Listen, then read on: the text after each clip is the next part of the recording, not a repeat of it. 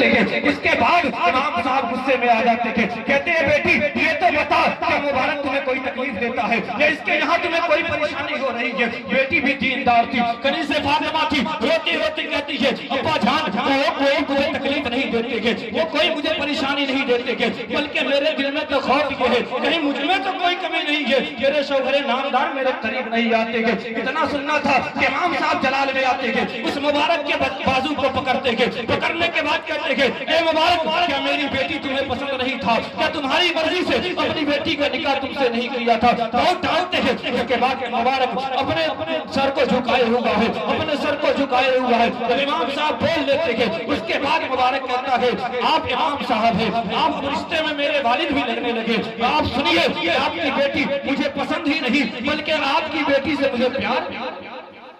اتنا سننا تھا کہ امام صاحب کہتے ہیں جب ایسی بات ہے کہ میری بیٹی کے قریب کیوں نہیں جاتے ہو؟ اس کے بعد وہ مبارک کہتا ہے آپ قاضی شہر ہے، بادشاہ کے طرف سے جج متعین کیے گئے ہیں، آپ فیصلے سنایا کرتے ہیں، کبھی ایسا بھی ہوا ہوگا کہ آپ نے کبھی ناحق فیصلہ سنا دیا ہوگا، اس کی عوض میں آپ کو سرکار کے طرف سے یعنی بادشاہ کے طرف سے پیسے ملے ہوں گے، اس پیسے سے آپ گھر کے اناج بھی خرید کے لائے ہوں گے، اس اناج سے آپ کی بیٹی بھی کھائی ہوگی، اور نبی کریم صلی اللہ علیہ وسلم کا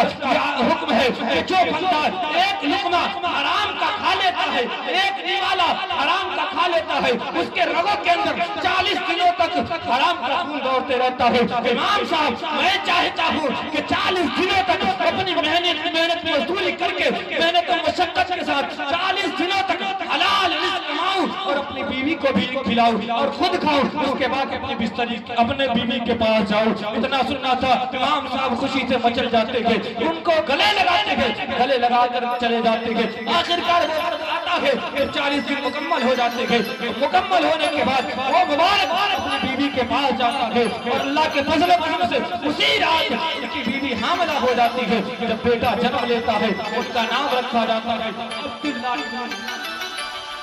ان کا نام رکھا جاتا ہے عبداللہ ابن مبارک۔ یہ عبداللہ ابن مبارک کون ہے؟ یہ عبداللہ ابن مبارک وہی ہے جن کے بارے میں حضرت امام اعظم ابو حنیفہ لکھتے ہیں کہ جب کل قیامت کے دن رب تبارک و تعالیٰ مجھ سے پوچھے گا اے نعمان بتا تو میرے لیے دنیا سے کیا لایا ہے؟ حضرت امام اعظم ابو حنیفہ فرماتے ہیں کہ کل قیامت کے دن جب رب تبارک و تعالیٰ مجھ سے پوچھے گا کہ اے نعمان بتا تو دنیا سے میرے لیے کیا لایا ہے، تو میں کچھ اور بیان نہیں کروں گا بلکہ میری بخشش کے لیے عبداللہ ابن مبارک کافی۔